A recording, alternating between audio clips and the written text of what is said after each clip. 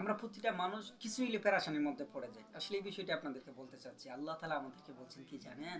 আল্লাহ বলেন লাকাদ খালাকনাল ইনসানা ফি কাবাদ। আমি মানুষকে সৃষ্টি করেছি দুইটা দুইটা বৈশিষ্ট্যের মাধ্যমে। একটা হলো তাকে মরণ পর্যন্ত কষ্ট করতে হবে। দুই নম্বর হলো পরিশ্রম। এই দুইটা শব্দ আসছে। প্রথম কথা হলো পরিশ্রম, তারপরে হলো কষ্ট। পরিশ্রম কাকে বলে? যেটা আমরা সকাল থেকে সন্ধ্যা পর্যন্ত কাজ করি, এটাকে পরিশ্রম বলে।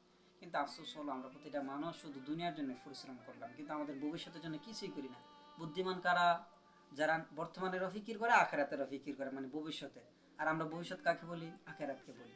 আচ্ছা, দুই নম্বর কষ্ট। প্রতিটা মানুষের জীবনে অনেক কষ্ট আসবে। আজকে একটা বিপদ আসছে, কালকে এর চেয়ে বড় বিপদ আসতে পারে।